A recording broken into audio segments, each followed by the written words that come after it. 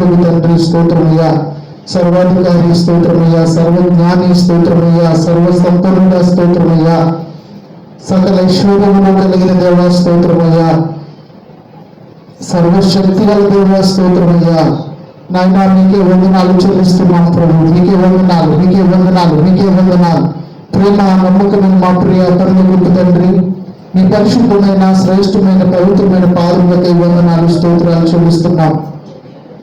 ఈ సమయంలో ఈ ఫాస్టింగ్ ప్రేయర్ లైవ్ ప్రోగ్రామ్ మేము ప్రారంభించగలుగుతున్నామంటే కేవలం మీ ప్రేమను బట్టి, మీ నమ్మకత్వాన్ని బట్టి ప్రభువా, అందును బట్టి మీకే వందనాలు స్తోత్రాలు చెల్లించుకుంటున్నాం ప్రభు. ఈ యొక్క లైవ్ ప్రోగ్రాంలో ఆది నుండి అంతవరకు మీరే అధ్యక్షత వహించి నడిపించమని ప్రార్థన చేస్తున్నాను.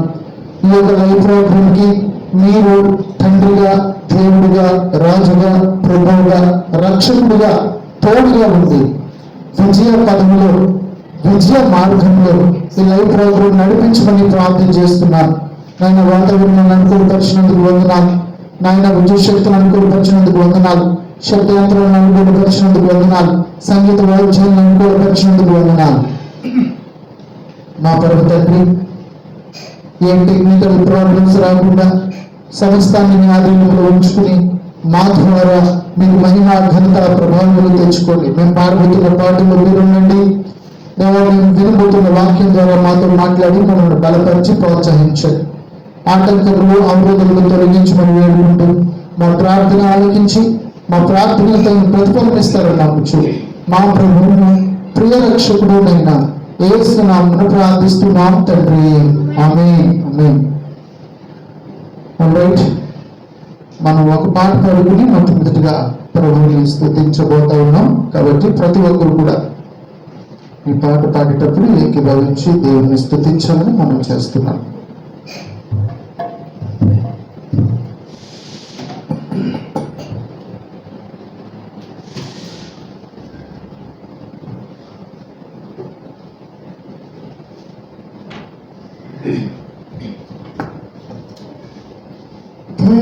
గల హృదయుడవు నిస్వాక్షుడు ఎన్నడు ఎడబాయవు ఎడారిలో ఊటగలు జలరాశులలో వను ఏర్పరచువాడవు. దయగల హృదయుడవు నిస్వాక్షుడు ఎన్నడు ఎడబాయవు ఎడారిలో ఊటగలు జలరాశులలో వను ఏర్పరచువాడవు. సర్వలోకము నీకు నమస్కరించి నిన్ను కొనియాడెను. సర్వలోకము నీకు నమస్కరించి నిన్ను కొనియాడెను. దయగల హృదయుడవు నిస్వాక్షుడు ఎన్నడు ఎడబాయవు ఎడారిలో ఊటగలు జలరాశులలో వను ఏర్పరచువాడవు. సత్యస్వరూపి నీ దివ్య వాక్యమే నాకు జీవ మార్గము. సారము వెదజల్లు నీ జాడలే నాకు జీవన గమనము. సత్యస్వరూపి నీ దివ్య వాక్యమే నాకు జీవ మార్గము. సారము వెదజల్లు నీ జాడలే నాకు జీవన గమనము. శ్రేష్టమైన ఉపదేశములో జీవము కలిగిన సంఘములో నింపుచున్నాము దీవెనలతో నడుపుచున్నాము. శ్రేష్టమైన ఉపదేశములో జీవము కలిగిన సంఘములో నింపుచున్నాము దీవెనలతో నడుపుచున్నాము సమృద్ధితో. దయగల హృదయుడవు ఎన్నడు ఎడబాయము ఎడారిలో మూగలను జలరాశులలో కృపను ఏర్పరచువాడము పరిశుద్ధుడా నీ దివ్య యోచనలే నాకు ఎంతో ఉత్తమము పరిశుద్ధుల సహవాసమే నాకు క్షేమాధారము పరిశుద్ధుడా నీ దివ్య యోచనలే నాకు ఎంతో ఉత్తమము పరిశుద్ధుల సహవాసమే నాకు క్షేమాధారము విశ్వాసవంతో నిలబడని రాకడవరకు మనసులతో విసువబడి ప్రార్థించును నేను నిశ్చలమైనతో విశ్వాసవంతో నిలబడని రాకడవరకు మనసులతో విసువబడి ప్రార్థించును నేను నిశ్చలమైనతో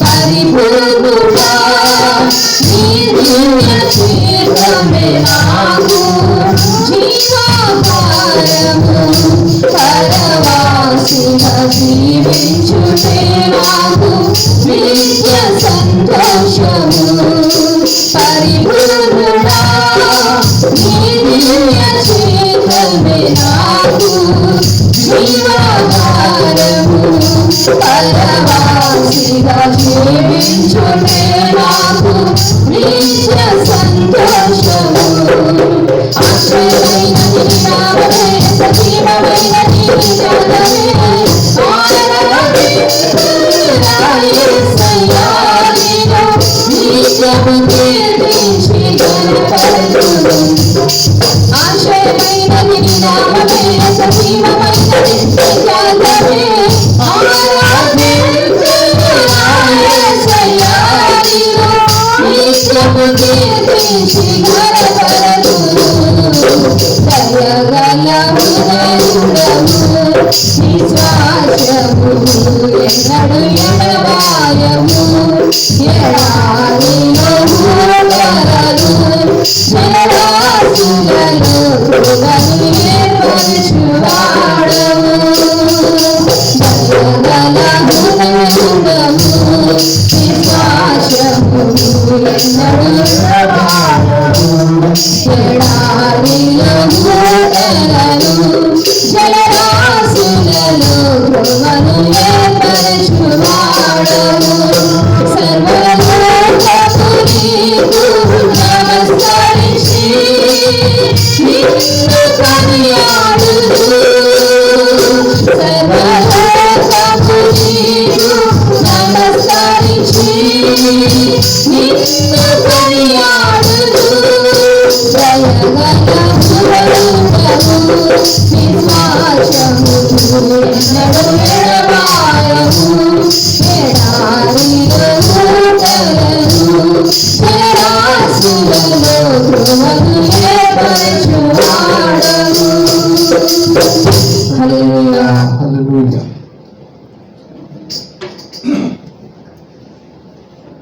హల్లెలూయా.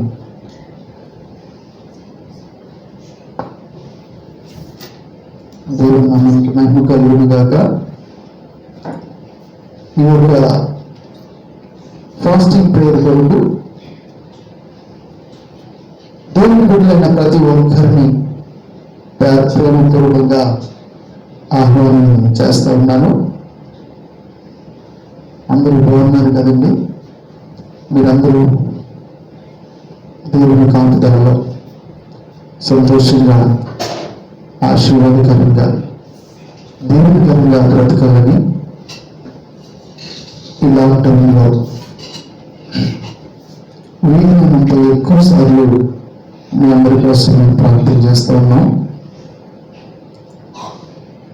మీ అందరికీ నిండు అభిమానాలతో ఈ యొక్క ఫాస్టింగ్ ప్రేయర్ కొరకు మిమ్మల్ని ఆహ్వానం చేస్తా ఉన్నాను.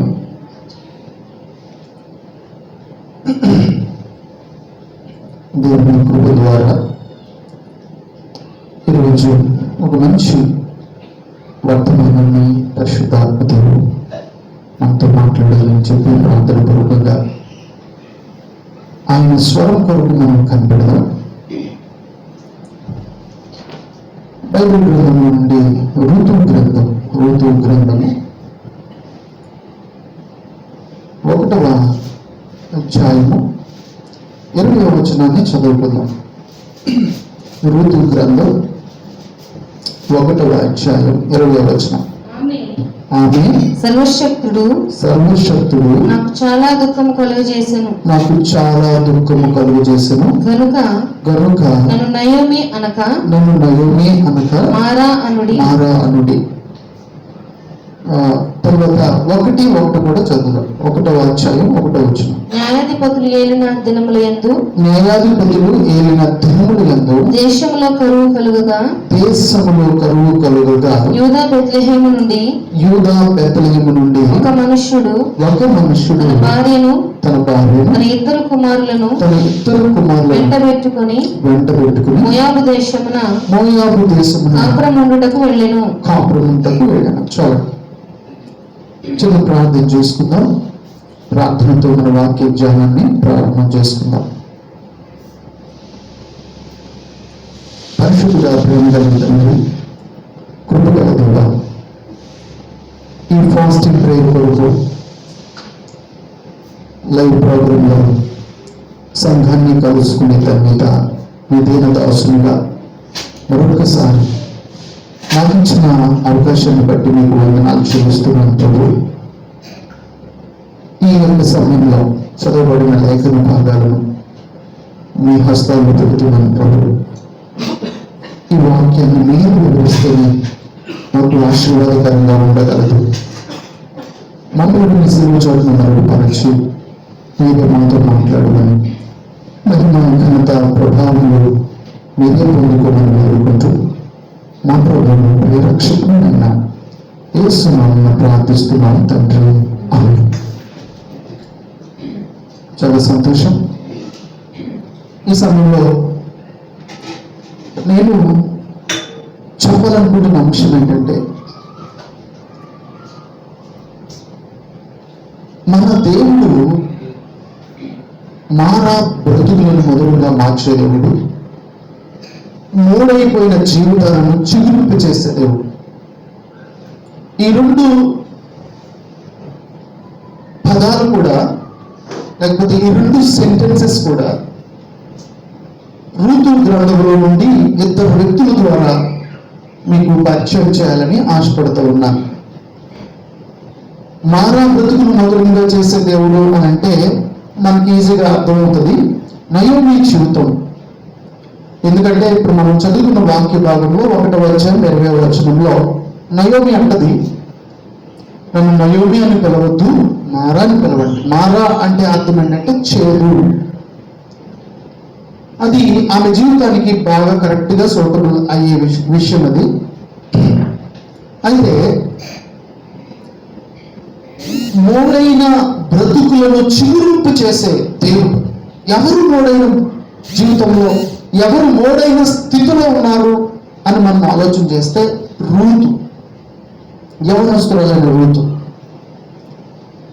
ఆమె యవ్వన వయసులో మోడులాగా మారిపోయింది తన జీవితం. ఈ ఇద్దరు ఈ జీవితాల గురించి ఈ సమయంలో మీకు వివరించాలని నేను ఆశపడతా ఉన్నాను.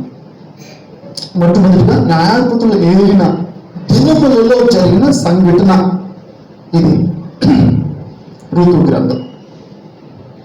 న్యాయాధిపతులు అంటే బైబిల్లో న్యాయాధిపతుల గ్రంథంలో 13 మంది న్యాయాధిపతులు మనకు కనబడతారు. 13 judges ruled nearly 300 years. 300 సంవత్సరాలు పాటుగా ఈ 13 మంది న్యాయాధిపతులు ఇశ్రాయేలీయులను ఏలినట్లుగా బైబిల్లో మనకు ఆధారాలు కనబడతాయి. న్యాయాధిపతుల గ్రంథంలోనే మనం చూస్తే ఆ 13 మంది జడ్జెస్ మనకు కనబడతారు.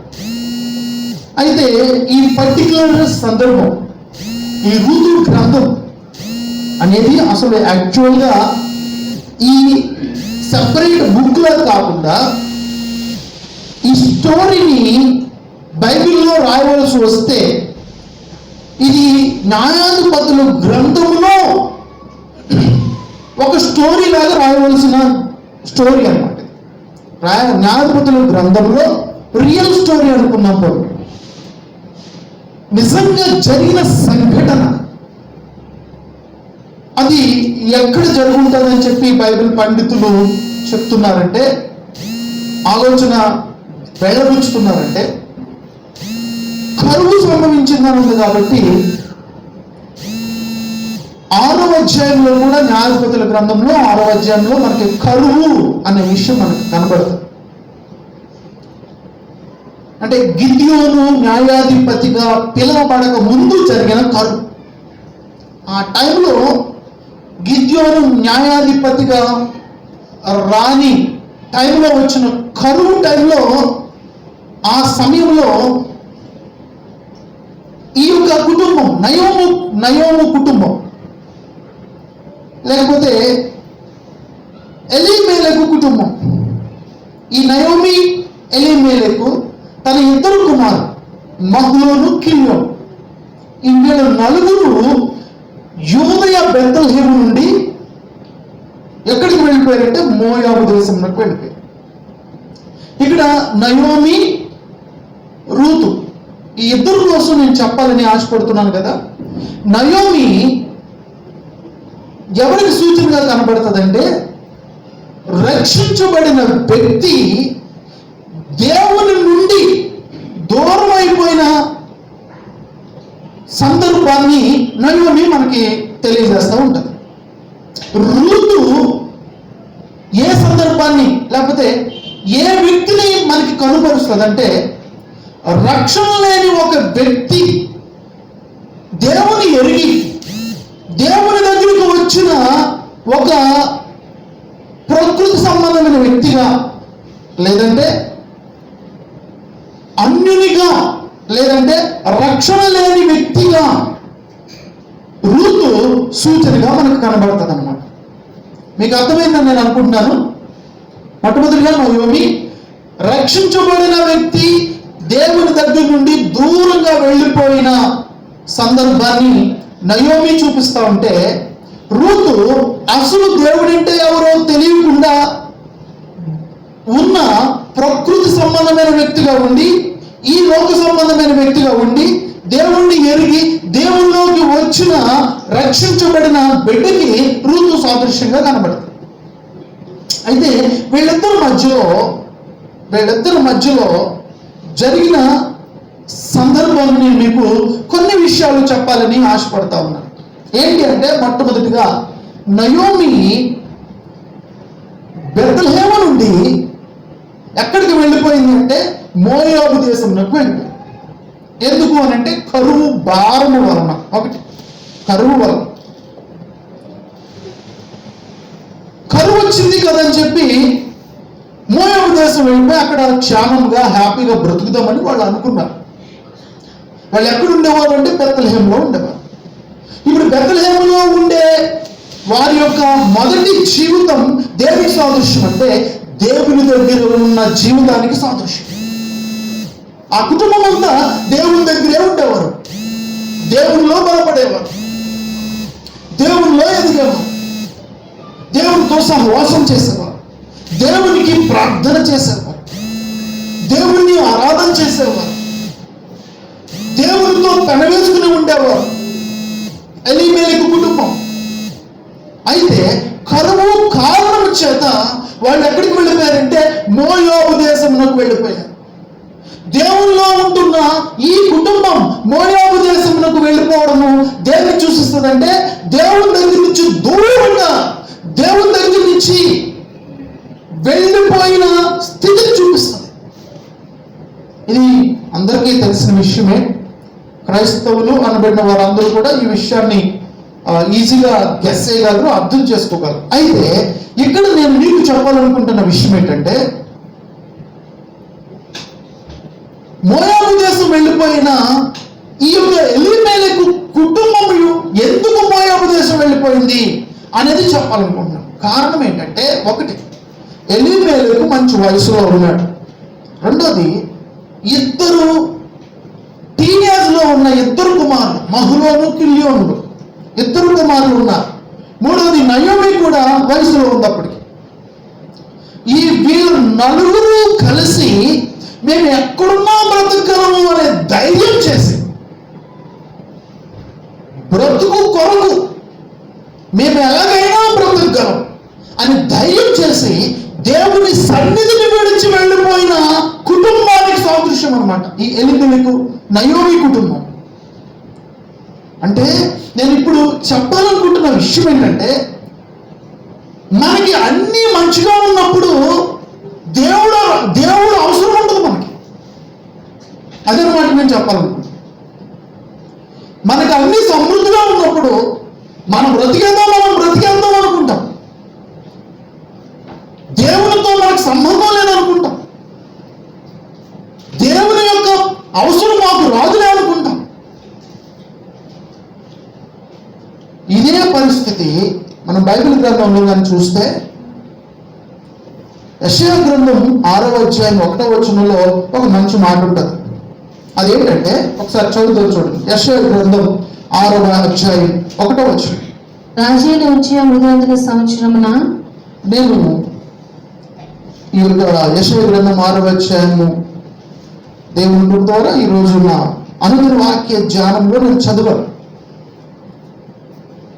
నా అనుదిన వాక్య ధ్యానంలో నేను చాలాసార్లు మీకు చెప్తూ వస్తూ ఉన్నాను. మీ అందరికీ తెలుసు కదా. ప్రతిరోజు నేను ఒక కీర్తన చదువుతాను. ప్రతిరోజు సామెతల గ్రంథంలో ఒక అధ్యాయం చదువుతాను. అవి రెండు కాకుండా ప్రతిరోజు 10 అధ్యాయాలు చదువుతాను క్రమంగా. ఇవి రెండు చదువుతూ ప్రతిరోజు 10 అధ్యాయాలు చదువుతాను. అంటే మొత్తం మీద దేవుని కృప ద్వారా నేను రోజుకి 12 అధ్యాయాలు చదువుతాను బైబిల్ గ్రంథంలో. అయితే ఈరోజు నేను నా యొక్క అనుదిన ధ్యానంలో యెషయా గ్రంథం 1వ అధ్యాయం నుంచి స్టార్ట్ చేశాను. 10 అధ్యాయాలు చదవాలి. 6వ అధ్యాయం చదవాను అన్నమాట ఈరోజు. చదవండి. 6వ అధ్యాయంలో ఏమనుందంటే, రాజైన ఉజ్జియా మృతి నందిన సంవత్సరమున, అత్యున్నతమైన సింహాసనమునందు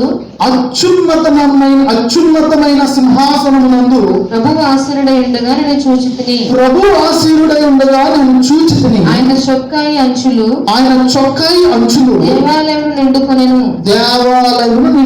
చాలా ఇక్కడ మనకి రాజైన ఉజ్జియా మృతి పొందిన విషయం మనకు కనబడుతుంది.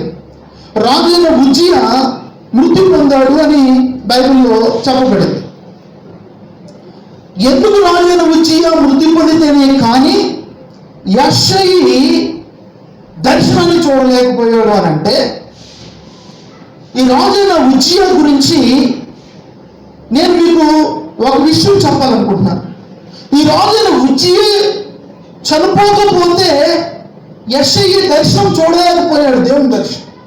అంటే యెషయి దేవుని దర్శనాన్ని చూడడానికి రాజైన ఉజ్జియా ఇతనికి అడ్డుగా నిలబడతా ఉన్నాడు. అదే అక్కడ విషయం అన్నమాట. అందుకని ఆయన చాలా స్పష్టంగా చెప్పారు. ఎందుకు ఉజ్జియా రాజు యెషయి అడ్డుగా ఉన్నాడంటే, ఉజ్జియా చేసిన ఒక పొరపాటు మీకు తెలియచేయాలనుకుంటున్నాను. అతను ఏం తప్పు చేశాడంటే, అతను యూదా రాజుగా అయిన తర్వాత యూదా రాజ్యాన్ని పరిపాలన చేస్తున్న టైంలో మొదటిలో మంచిగానే ఉన్నాడు. మొదటిలో మంచిగా ఉండి ఏం చేశాడంటే, అతను స్థిరపడిన తరువాత హృదయంలో గర్వం తెచ్చుకున్నాడు. హృదయంలో గర్వం తెచ్చుకుని ఎంతవరకు గర్వపడ్డాడంటే దేవుణ్ణి కూడా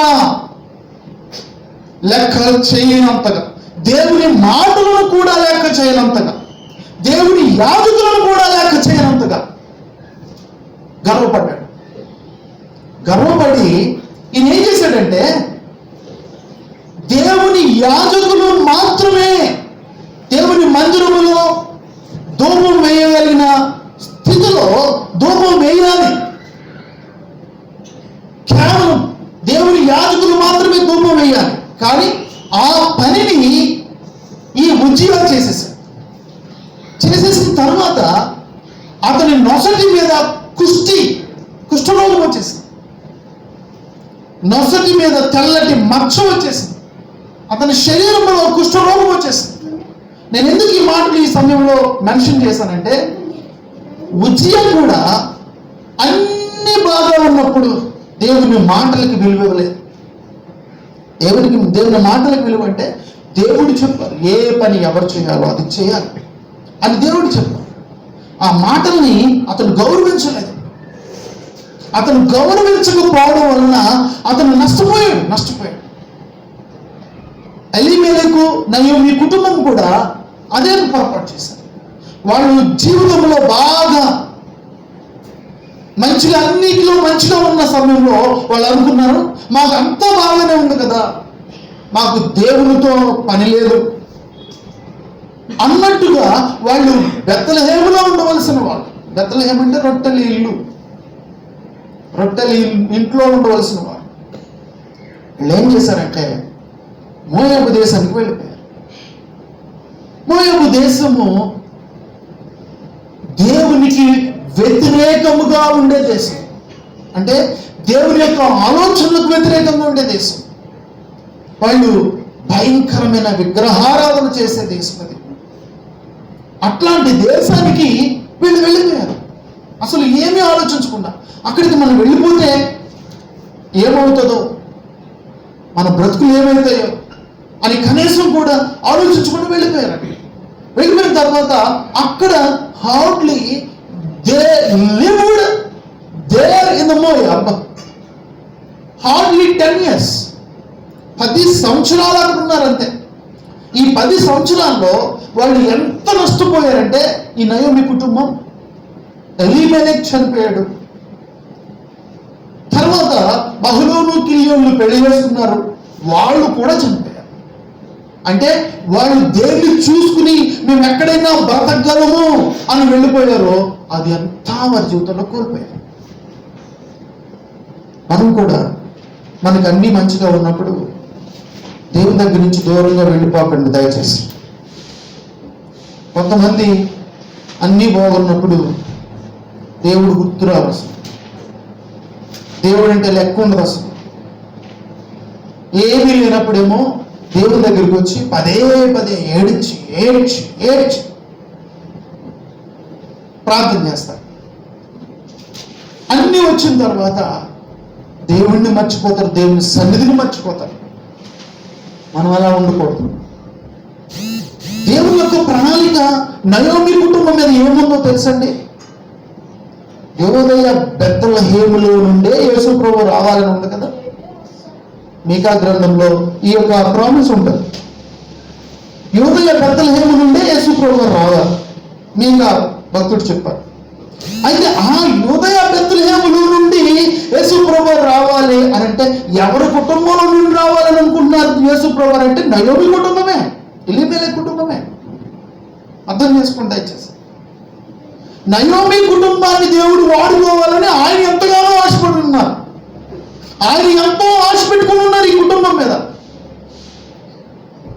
కానీ వీళ్ళేం చేశారు, వాళ్ళ ఇష్టానుసారంగా దేవుని యొక్క చిత్తము ఎరగకుండా, దేవుణ్ణి లెక్కే చేయకుండా వాళ్ళ ఇష్టానుసారంగా వెళ్ళిపోయారు.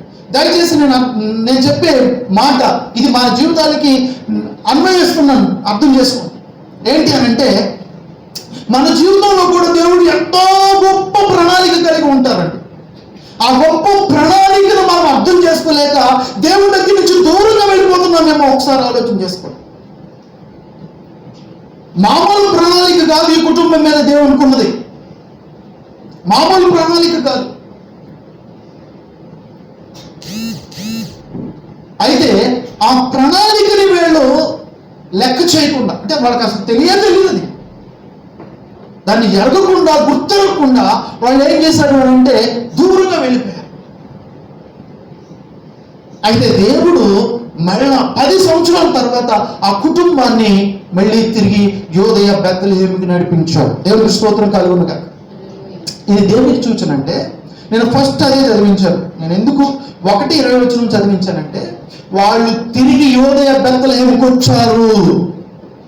ఇది దేనికి సూచన అంటే, వాళ్ళు దేవుని దగ్గరకు చేరుకున్నారు, దేవుని సన్నిధిలో ప్రార్థన చేయడానికి చేరుకున్నారు. అది దానికి సూచన.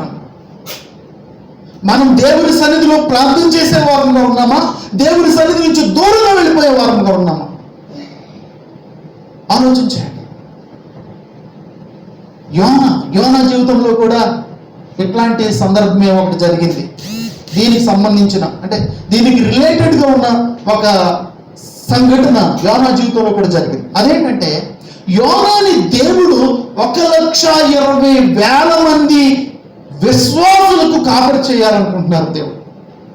ఎంతమంది అని అంటే, నినివే పట్టణంలో ఉన్న వారు, ఆ సంఖ్య యోనా గ్రంథంలో చివరి అధ్యాయమైన 4వ అధ్యాయంలో చివరి వచనంలో ఉంటుంది. కుడి ఎడమలు ఎరుగని 120,000 మంది అక్కడ ఉన్నారనే విషయం అక్కడ ఉంటుంది. యోనా గ్రంథం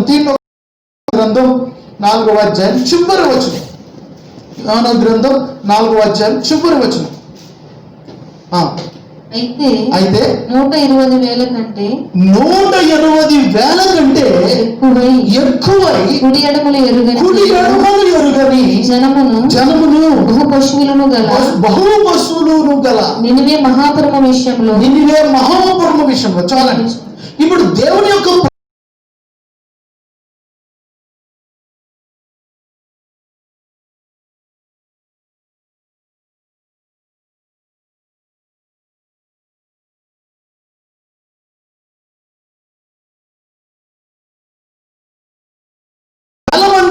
విశ్వాసులకు ఒక గొప్ప సేవకునిగా చేయాలనుకుంటారు. కానీ యోనా ఏం చేస్తున్నాడు?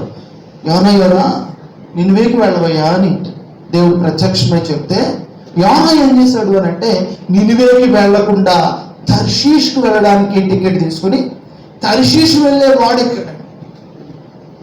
తర్షీష్ వెళ్ళే వాడెక్కిన తర్వాత ఏం జరిగింది? కొంత దూరం వాడు బాగానే వెళ్ళింది. అక్కడి నుంచి సముద్రంలో పెద్ద తుఫాను వచ్చేసింది. ఆ తుఫాన్ ద్వారా వాళ్ళు చాలా కష్టపడిన తర్వాత చివరికి యోనాని సముద్రంలో పడేయడం జరిగింది.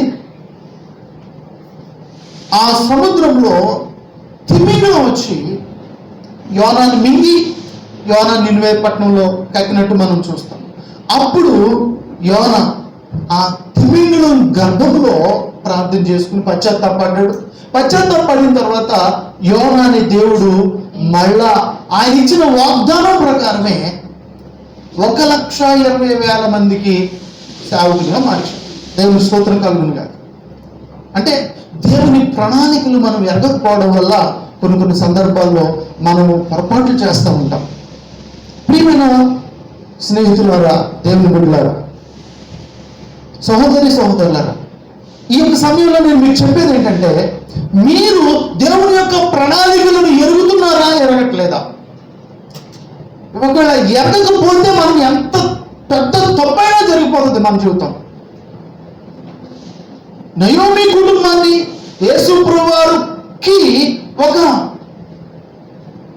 పూర్వ పితరుల కుటుంబంగా దేవుడు చేయాలనుకుంటే, వాళ్ళు యోనా బెత్లెహేము నుంచి మొత్తానికి వెళ్ళిపోయారు. అసలు మళ్ళీ దేవుని చిత్తంలో వాళ్ళు మళ్ళీ 10 సంవత్సరాల తర్వాత దేవుడు వాళ్ళు మళ్ళా వెనక్కి నడిపించాడు. కానీ ఒకవేళ వాళ్ళు అక్కడే పోయే ఉద్దేశంలో కానీ ఉండిపోయి ఉంటే ఏమైపోయేది? ఆ చిత్తంలో నుంచి వాళ్ళు పరిపూర్ణంగా పక్కకి వెళ్ళిపోయేవారు అన్నమాట. అయితే ఇప్పుడు దేవుని సన్నిధికి వచ్చాడు. అంటే ఇది దేనికి సూచన అని చెప్తున్నానంటే వీళ్ళు యోదయ బెత్లెహేముకి రావడం ప్రార్థన చేయడానికి, దేవుని సన్నిధికి రావడానికి సూచన. మనం కూడా మన ఇష్టానుసారంగా జీవించి ఉండొచ్చు. ఇప్పుడైనా దేవుని సన్నిధికి వచ్చి దేవుని సన్నిధిలో ప్రార్థన చేస్తే ఆయన చిత్తం ఏదో ఆయన మళ్ళీ మన జీవితంలో నెరవేరుస్తారు. నయోమి అనగా మధురం, మధురం.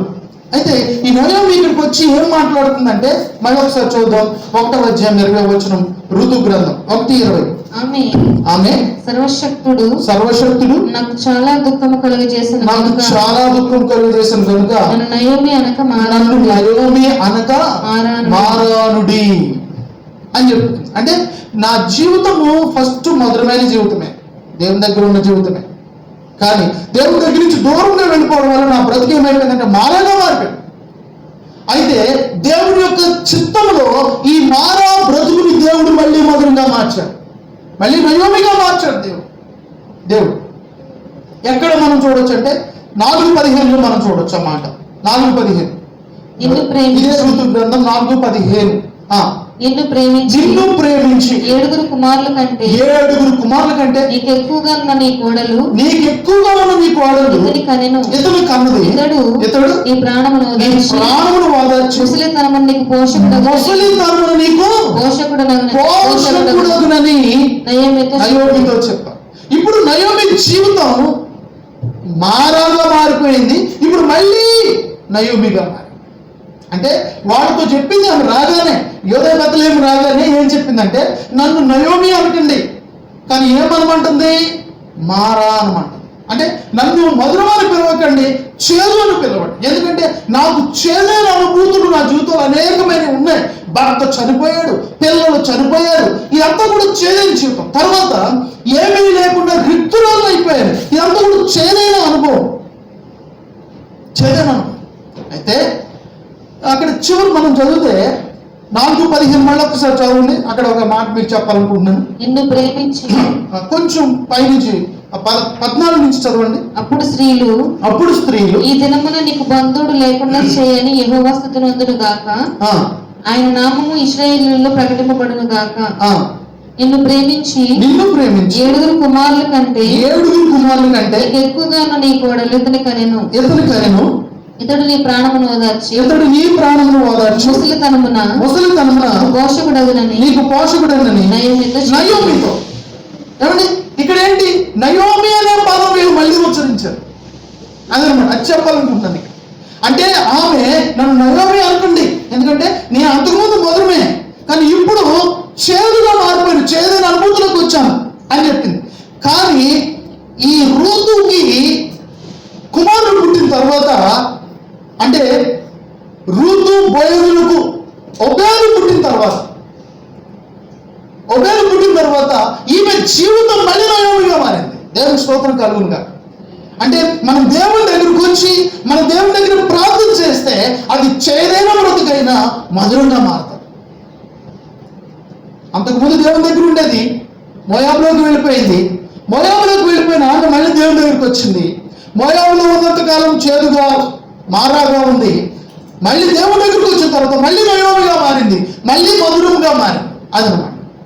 ఇప్పుడు నేను చెప్పాలనుకుంటుంది ఏంటంటే మారా జీవితాన్ని దేవుడు మధురంగా మార్చడం. ఇట్లాంటి సంఘటనే మారా జలములను మధురంగా మార్చిన దేవుడు నిర్గమాకాండంలో ఒక సంఘటన మనం చూడవచ్చు. 15:23 నుంచి చూడండి. దేవుడు మారా జలములను మధురంగా మార్చారు. అక్కడ మారా నీళ్లు చేదైనవి గనుక మారా నీళ్లు త్రాగలేకపోయేది. నిర్గమాకాండం 15:23 నుంచి చదువుతున్నారు. అందువలన దానికి మారా అని పేరు కలిగెను. ప్రజలు మేమేమి త్రాగుదమని మోషే మీద సనుగుకొనగా అతడు యెహోవాకు మొర్రపెట్టి అతడు యెహోవాకు చెట్టును చూపెను. అది ఆ నీళ్ళలో వేసిన తర్వాత నీళ్లు మధురములాయెను. నీళ్ళు ఏమైపోయినాయంటే మధురముగా మారిపోయినాయి అంట. దేవుని స్తోత్రం కలుగును గాక. చేదు నీళ్లను దేవుడు మధురముగా ఎలా మార్చారంటే ఒక చెట్టు ద్వారా మార్చాడు. ఆ చెట్టు సిలువకు సాదృశ్యం. అంటే మన బ్రతుకులు మధురంగా మారాలంటే మన సిలువను ఆశ్రయించాలి. సిలువను నమ్ముకోవాలి, సిలువ దగ్గర బ్రతకాలి, సిలువ దగ్గర ప్రార్థన చేయాలి, యేసయ్య దగ్గర మనం బ్రతకాలి. అదనమాట మానవ జీవితం మధురంగా మార్చే దేవుడు మనకున్నాడు. చేదైన జీవితాన్ని మధురంగా మార్చే దేవుడు మనకున్నాడు. కాబట్టి క్రైస్తవులైన మీరు ఎప్పుడు కూడా ఆయన దగ్గర నుంచి దూరంగా వెళ్ళిపోకండి. ఏ సందర్భం వలన, ఏ సంఘటన వలన, ఏ సంఘర్షణ వలన కూడా ఆయన దగ్గర నుంచి దూరంగా వెళ్ళిపోవద్దని ప్రభు పేరిట మీ అందరికీ నేను మనవి చేస్తూ ఉన్నాను. తర్వాత నాకు ఇంకొక వ్యక్తి జీవితం కోసం కూడా చెప్పాలి కాబట్టి, రూతు జీవితం ఏంటంటే మోడైపోయింది. ఎలా మోడైపోయింది అని అంటే, ఆమెలో జీవసత్తువులన్నీ ఉన్నాయి, కానీ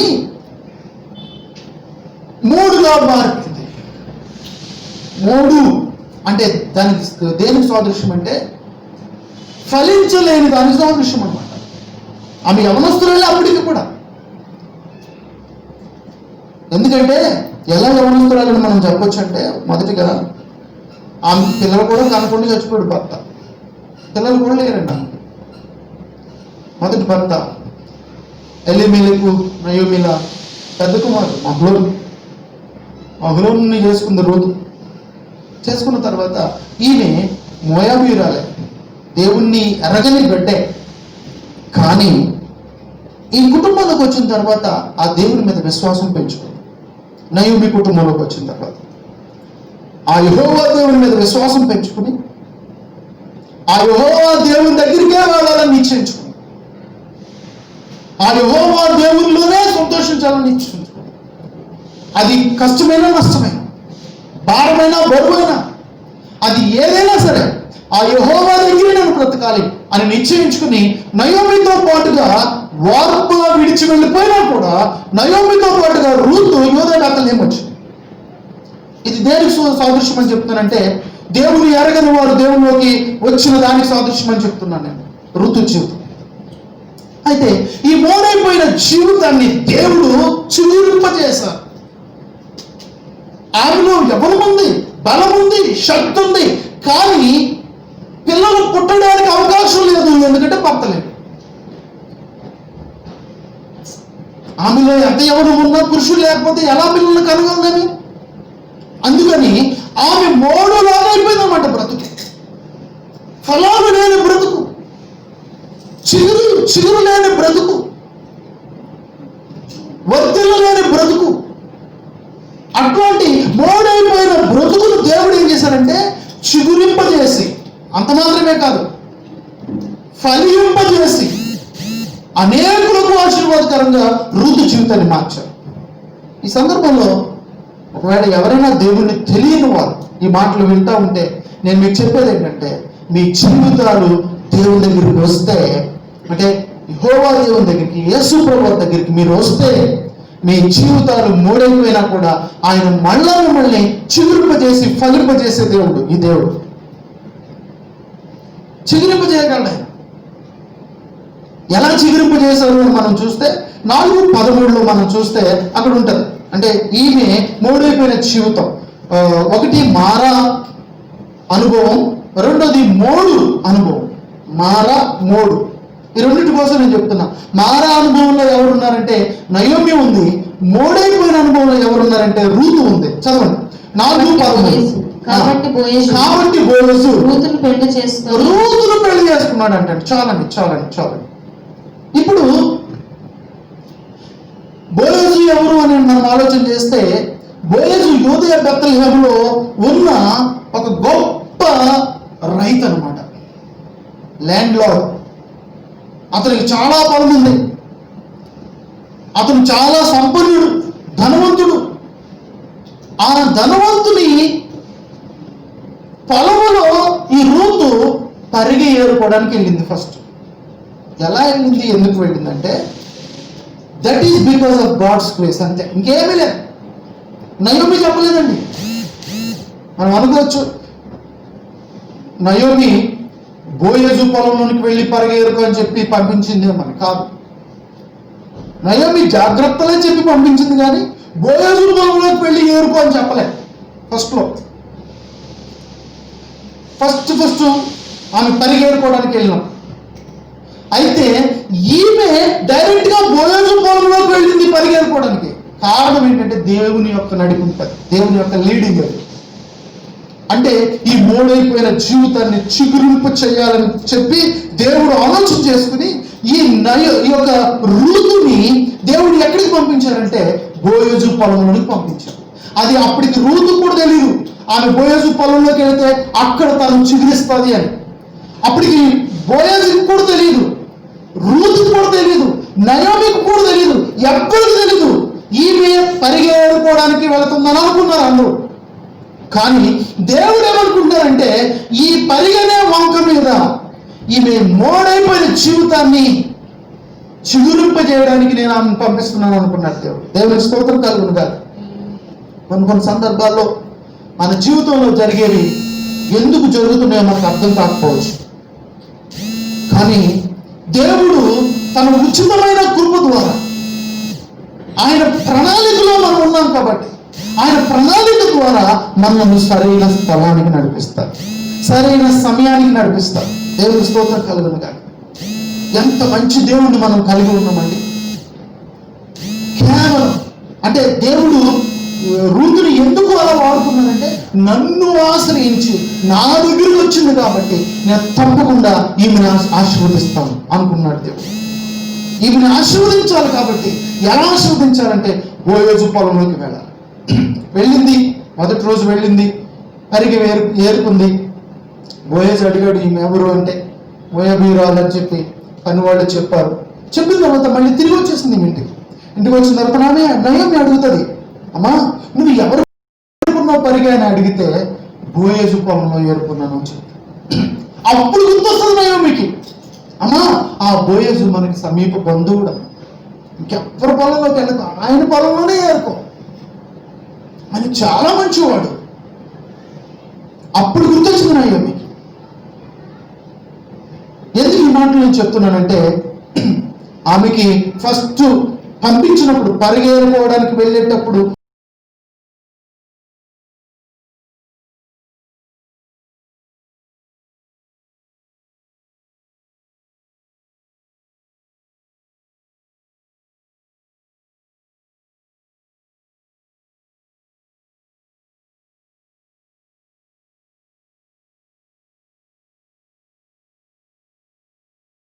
చెప్పిందనమాట నయోమి, ఆయన నిన్ను విడిపించడానికి కూడా యోగ్యుడే.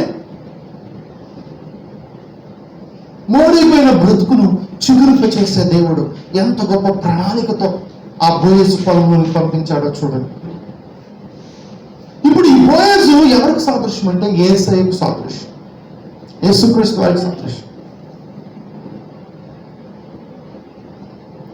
యేసుక్రీస్తు వారి దగ్గరికి ఏ అన్యురాలైనా వస్తే, ఏ అన్యుడైనా వస్తే యేసుక్రీస్తు వారు వారి జీవితాలను ఆశీర్వదిస్తారు. అలాగే బోయజు గొప్ప ధనవంతుడు. ఆలోచించండి, వీళ్ళకి అసలు ఏమి బ్రతకడానికి కూడా పైసా లేనప్పుడు పొలములో పరిగెత్తుకోవడానికి వెళ్ళారండి.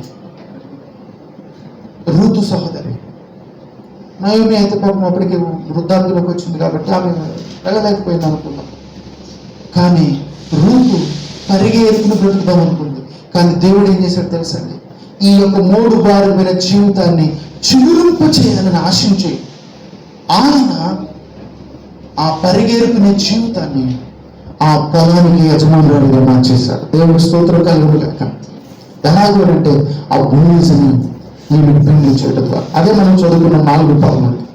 బోయజుని రూతు పెళ్లి చేసుకున్నాం. బోయజు రూతుని పెళ్ళాడు. ఇప్పుడు పెళ్లి చేసుకున్న బోయజు రూతుని ఎక్కడ పెట్టుకుంటాడంటే తన ఇంట్లోనే పెట్టుకుంటాడు. ఆ ఇంటికి యజమానురాలైపోయింది, ఆ పొలానికి యజమానురాలైపోయింది. అంత మాత్రమే కాదు, 3 బారిపోయిందని చెప్పాను కదా. శక్తి ఉంది, యవనం ఉంది, కానీ పిల్లల్ని కని ఫలించడానికి భర్త లేడు కాబట్టి 3 బారిపోయిందని చెప్పాను కదా. ఆ 3 బారిపోయిన ఆ బ్రతుకుని దేవుడు బోయజును ద్వారా మళ్ళీ చిగురింపజేసి ఓబేదును పుట్టించాడు. ఈమె గర్భం. ఆ ఒబేదు యెషయాను కన్నాడు, యెషయి దావీదును కన్నాడు. దావీదు ఇట్లా మనం చూసుకుంటూ వెళితే చివరికి దావీదు గోత్రములో నుండి, దావీదు వంశములో నుండి యేసుప్రభువు పుట్టారు. అసలు యేసుప్రభువు వంశావళిలో రూతు వచ్చేసిందండి. మత్తయి సువార్త 1వ అధ్యాయంలో యేసుప్రభువు వంశావళి మనకు కనబడుతుంది కదా. ఆ యేసుప్రభువు వంశావళిలో మనకు రూతు కనబడుతుంది. ఎంత గొప్ప ధన్యత పొందుకుందండి ఈ రూతు. ఇక్కడ నేను ఒక మాట చెప్పాను, అదేంటంటే అవర్ గాడ్ ఈస్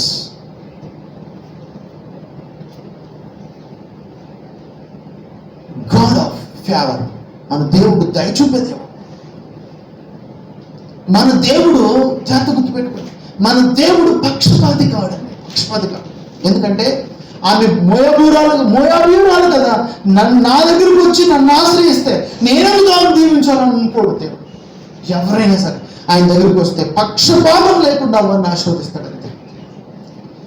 మళ్ళీ ఇంకో విషయం చెప్తున్నాను, పక్షపాతి కాదు కాబట్టి ఎవరైనా ఆయన ఆజ్ఞల ప్రకారం జీవించకపోతే వాళ్ళు దాని నష్టాన్ని కొని తెచ్చుకుంటారంతే. పక్షపాతి కాదు.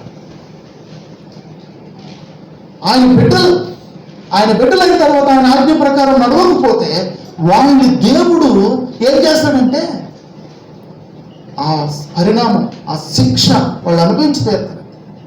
నా బిడ్డలు కదా అని చెప్పి వాళ్ళ మీద పక్షపాతం చూపించి, ఫేవరిజం చూపించి, లేకపోతే పార్షియాలిటీ చూపించి వాళ్ళని స్పేర్ చేయండి. నయోమి ఆయన బిడ్డే విడిచి మోయాబు దేశం వెళ్ళిపోయింది. దాని యొక్క పరిణామం ఆమె అనుభవించింది. రూతు ఆయనకు అసలు తెలియదు దేవునికి, కానీ ఆయన దగ్గరికి దిగి వచ్చినప్పుడు రూతు వచ్చిందని చెప్పి దేవుడు రూతును ఆశీర్వదించాడు. ఈ రెండు జీవితాలను బట్టి మనం అర్థం చేసుకోవాల్సిన విషయాలు, ఒకటి మారా జీవితాన్ని దేవుడు మధురంగా మార్చగలడు. రెండు, మోడైపోయిన బ్రతుకును చిగురింప చేయగలడు. యెషయా గ్రంథం 11వ అధ్యాయం 1వ వచనంలో మనం చూస్తే యెషయి మొద్దు నుండి చిగురు పుట్టుతుంది. యెషయి మొద్దు నుంచి అంటే యెషయి జీవితం కూడా ఒకనొక టైంలో ఒక ముద్దులా మారిపోయింది. కానీ ఆ యొక్క మొద్దు నుండి చిగురు అంటే ఎవరికి సాదృశ్యం అంటే ఆ చిగురు కూడా యేసుప్రభువుకి సాదృశ్యం. చిగురు పుడుతుంది. ఎండిపోయిన బ్రతుకులను దేవుడు చిగురింప చేస్తాడు. మనందరికీ తెలుసు, ఒక కర్ర, అహరోను కర్ర అన్నది నరికి తీసుకొచ్చిన కర్ర దేవుడు చిగురింప చేశాడు. దేవునికి అసాధ్యమైందంటే ఏది లేదు. మారా బ్రతుకులను మధురముగా మార్చగల దేవుడు మన దేవుడు. మోడైపోయిన జీవితాలను చిగురింప చేయగలడు మన దేవుడు. కాబట్టి ఈ సమయంలో ఆ గొప్ప దేవుడిని మనం ఆశ్రయిద్దాం. ఆ గొప్ప దేవుడిని మనం నమ్ముకుందాం. ఆ గొప్ప దేవుని దగ్గర నుంచి దూరంగా వెళ్ళిపోవద్దాం. ఆ గొప్ప దేవుని దగ్గర ప్రార్థన చేద్దాం. ఆ గొప్ప దేవుని దగ్గర మనం దేవుని సన్నిధిలోనే గడుపుదాం మనం దివారాత్రులు. కాబట్టి ఈ వాక్యం వింటున్న మీ అందరూ కూడా దేవుని సన్నిధిలో దీవించబడాలని కోరుకుంటూ నా కొద్ది మాటలు ముగిస్తున్నాను. ఈ కొద్ది వాక్యం దేవుడు మనందరి కొరకు దీవించి ఆశీర్వదించును గాక. ఆమేన్. ముగింపు ప్రార్థన ఆశీర్వాదంతో మనం ఈ లైవ్ ప్రోగ్రామ్ ని ముగించుకుందాం. స్తోత్రములు స్తోత్రములు స్తోత్రములు స్తోత్రములు అని నిత్యము వేలాది వేల దూతలతోనూ సరాపులు కెరూబులతో అత్యున్నత సింహాసనంపై ఆశీర్వదించి నిత్యం పొగడబడుతున్న తండ్రి, వందనాలు స్తోత్రాలు. ఈ రాత్రి మారా బ్రతుకుని ఎలా మీరు మధురంగా మార్చగలిగారు, మోడైపోయిన జీవితాన్ని మీరు ఎలా చిగురింపజేశారో మీరు మాకు తెలియజేశారు. మారాకి సాదృశ్యంగా ఉన్న నయోమి జీవితాన్ని మీరు మా ముందుంచారు. మూడైపోయిన బ్రతుకుకు సాదృశ్యంగా ఉన్న రూతు జీవితాన్ని మీరు మా ముందుంచారు. వారి ద్వారా మీరు మాతో మాట్లాడి వారిని మీరు ఎలా ఆశీర్వదించారో మీరు మాకు తెలియజేశారు. గొప్ప దేవుడా, మేము కూడా మీ సన్నిధికి వస్తున్నాం. మాకు మీరే శరణ్యమని మనసు వింపి ఒప్పుకుంటున్నాం. దయచేసి మా జీవితాలను మీ హస్తాల్లో పెడుతున్నాం. వాళ్ళు యోధే బదులు తిరిగి రావడం, దేవుని సన్నిధికి ప్రార్థన చేయడానికి తిరిగి రావడానికి సాదృశ్యమని మీరు మాకు తెలియజేశారు. మేము కూడా మీ సన్నిధికి ప్రార్థన చేయడానికి వచ్చే వారంగా ఉండగలగడానికి మీరు మాకు సహాయం చేయండి. మేము విన్న ఈ వర్తమానం మా హృదయాల్లో భద్రపరచబడి కార్యాలు చేయడానికి సహాయం చేయండి. ఆటంకములు అవరోధములను తొలగించిన మహిమ ఘనత ప్రభావాలు మీరే పొందుకోమని ఆ ప్రార్థన ఆలకించి తగిన చావలిస్తారు. నజరేయుడైన యేసు నామమున ప్రార్థిస్తున్నాము తండ్రి, ఆమేన్. మన పరమ తండ్రి దేవుని ప్రేమ, ఆయన కుమారుడు మన రక్షకుడు అయిన యేసుక్రీస్తు వారి యొక్క కృప, ఆదరణకర్తల పరిశుద్ధాత్మ దేవుని కలిగిన సహవాసం ఇక్కడ కూడిన మనందరికీ నేను ఉన్న సకల పరిశుద్ధులందరికీ ఇప్పుడు ఎల్లప్పుడూ సదాకాలం తోడై ఉండును గాక. ఆమేన్. ఆమేన్.